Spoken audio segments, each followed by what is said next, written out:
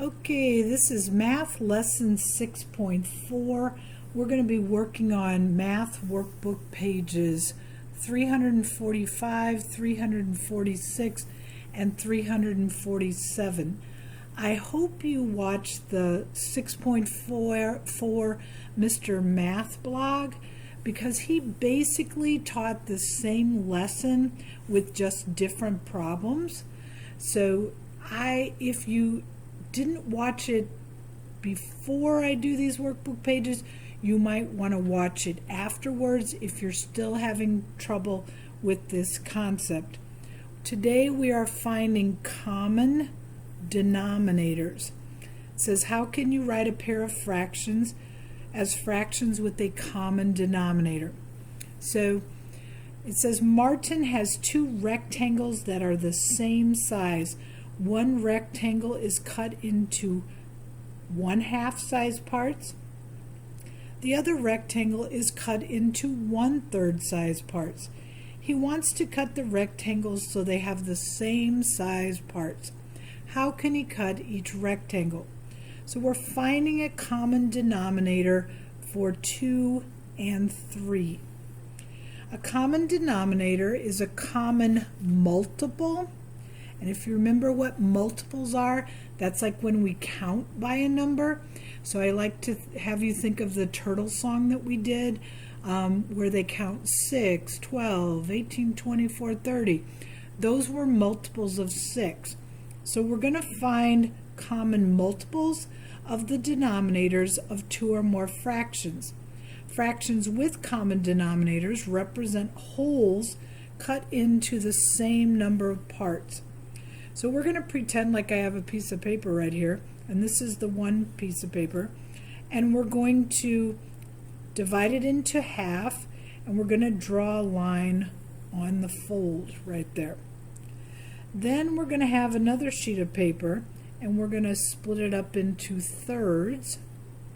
So we're going to fold and then draw the lines there. And then it says fold it so that both sheets have the same number of parts. Well, if I took these two lines here and just extended them across like this, and if I took this line here and I divided this down the middle, how many equal parts does each sheet have? Well, 1, 2, 3, 4, 5, 6.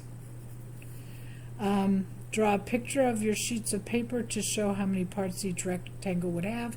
If you did this up here, you have done this part. So each rectangle could be cut into 6 parts. Now, another way, and they're going to show you this on the next page, is to find common multiples of 2 and 3.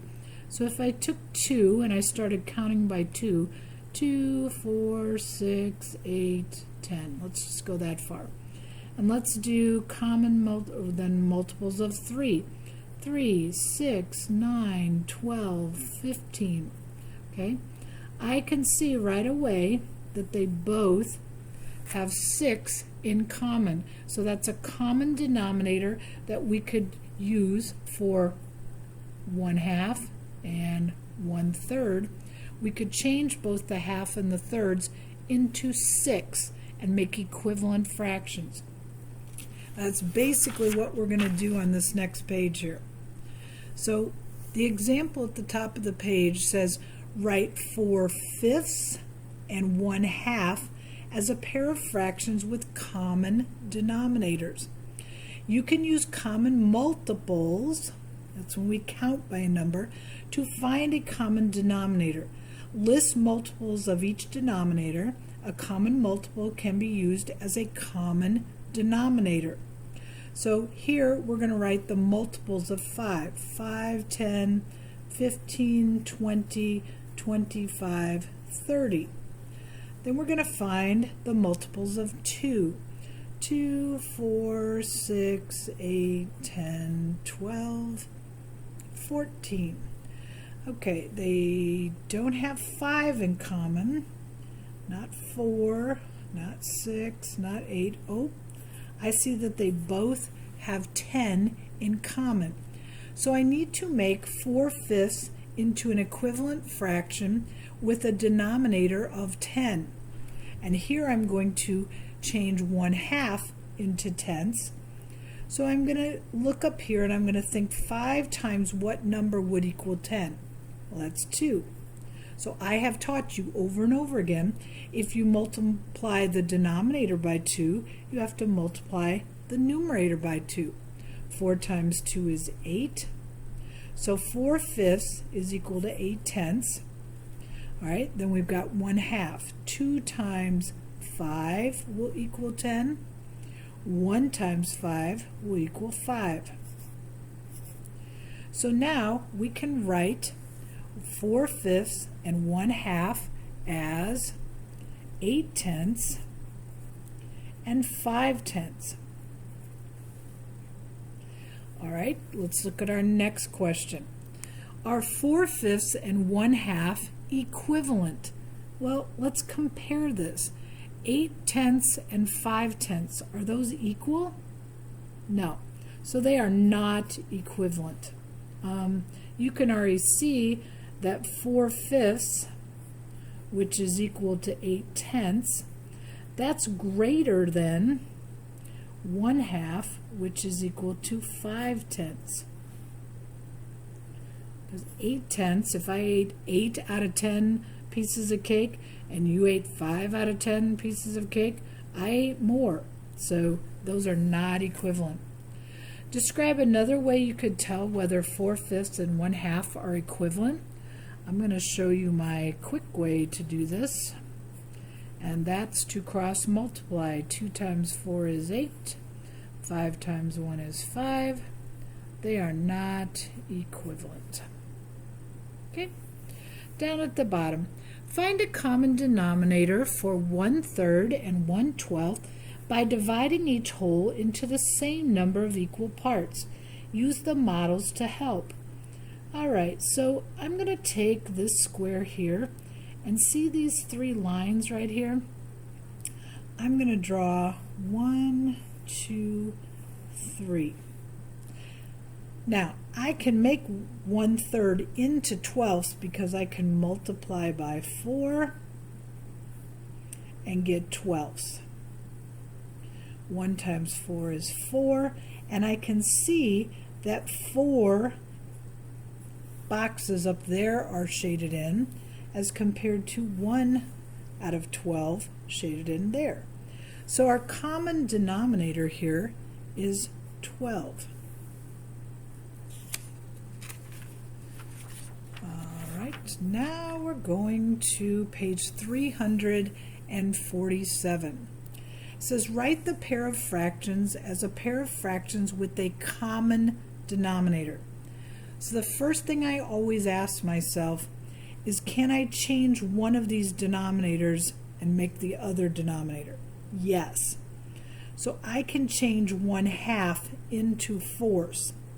So I can keep the 4th, and let's change halves into 4ths by multiplying by 2. 2 times 2 is 4. 2 times 1 is 2. Now, there's another way you could have done that. You could have just taken and made both the 2 and the 4 into 8ths. So if I wanted to make 8ths and 8ths, I would think to myself, 2 times 4 is 8, 1 times 2 is 2, and then I'm going to change 4ths into 8ths. 4 times 2 is 8, and 1 times, no, sorry. Yeah, that's right. 2. Oh, I see what I did. I did mess this up here. Sorry, Ben. You're probably laughing right there.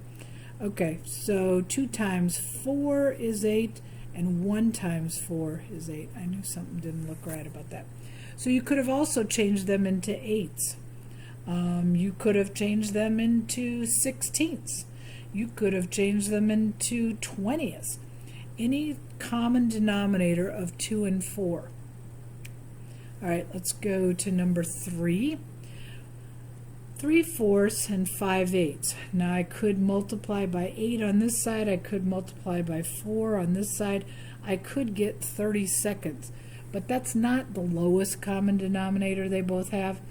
Can I change fourths into eighths? Yes.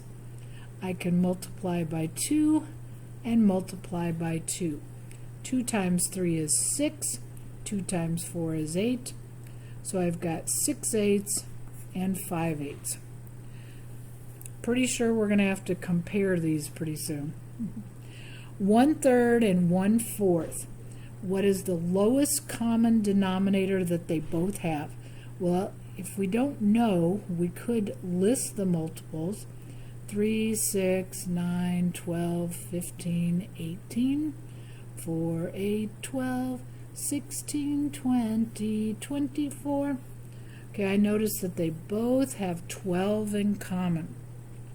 So I'm going to make equivalent fractions with 12 as the denominator. So I'm going to think to myself, 3 times 4 will equal 12. So 1 times 4 is 4. Okay, how am I going to make 1/4 into 12ths? I'm going to multiply by 3, and 1 times 3 is 3. All right, 12 and 8. I cannot multiply 8 by something and get 12. So I'm actually going to have to list some of the multiples of 12 and 8. So let's count by 12s. 12, all right, 2 times 12 is 24. 3 times 12 is 36. 4 times 12 is 48. We could keep going there. Okay, let's just do 8. 8 times 2 is 16. 8 times 3 is 24. 4 times 8 is 32. All right, so right away I see that I have 24 in common. Those are the common multiples. So let's change 4/12 into 24ths, and we're going to change 5/8 into 24ths. So 12 times what number is 24? That would be 2. So I'm going to multiply the 4 times 2 and I get 8. 8 times 3 would equal 24. So 5 times 3 is 15. All right, write the pair of fractions as a pair of fractions with a common denominator. So I'm going to think to myself, 4 and 6. I could change this into 24ths, but there's something that's smaller than that I could change them both into. If you said 12ths, you are correct, because the lowest common denominator the lowest common multiple that they both share is 12. So 4 times what number is 12? 3. 3 times 1 is 3. Here 6 times 2 is 12. So 5 times 2 is 10. And they both have a common denominator. We're just making equivalent fractions here. All right, can I change fifths into tenths? Yes. So I'm just going to keep the 4 tenths. And I'm going to change the 3/5 into tenths. 5 times 2 equals 10. So 3 times 2 would equal 6. Tell whether the fractions are equivalent. Write an equal sign or a not equal sign. Well, you know Miss Pruitt's kind of taught you a way to do this faster than making equivalent fractions. 4 times 1 is 4, 2 times 3 is 6. These are not equivalent. Okay, or I could have changed 1/2 into fourths. And you can see that 3/4 and 2/4 are not equal. Okay, 3/4 and 6/8. 4 times 6, 24. 8 times 3, 24. These are equivalent. 1/2 and 4/8. Can I change halves into eighths? Yes. I would multiply by 4, multiply by 4. 1 times 4 is 4. 2 times 4 is 8. Is 4 eighths equal to 4 eighths? Yes. Or you may have thought to yourself, well, I know that 4 is half of 8, so 1 is half of 2, so they're equivalent. All right, this one we don't have to multiply anything on. If I had a big cake and you had to divide it into 8 equal pieces, if you ate 6 pieces and I ate 4 pieces, did we eat the same amount? Nope, those are not equal. All right, Jerry has 2 same-size circles, pretend those are drawn exactly alike, divided into the same number of equal parts. One circle has 3 out of 4 parts shaded, and the other one has 2/3 shaded. His sister says the least number of pieces each circle could be divided into is 7. Is his sister correct? No, because if we're trying to make common denominators of 2/3 and 3/4, can 3 and 4 be changed into sevenths? No. We could change them into 12ths. 2/3 is equal to how many 12ths? We could change 3/4 into 12ths. 3 times 4 is 12, 2 times 4 is 8, 4 times 3 is 12, 3 times 3 is 9.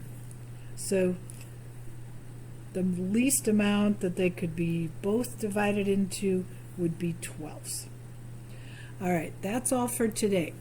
If you did not understand this lesson, I would watch the Mr. Math blog, and that could also reinforce what you need to know how to do. And then you need to go to Clever and do the 6.4 assignment on Clever.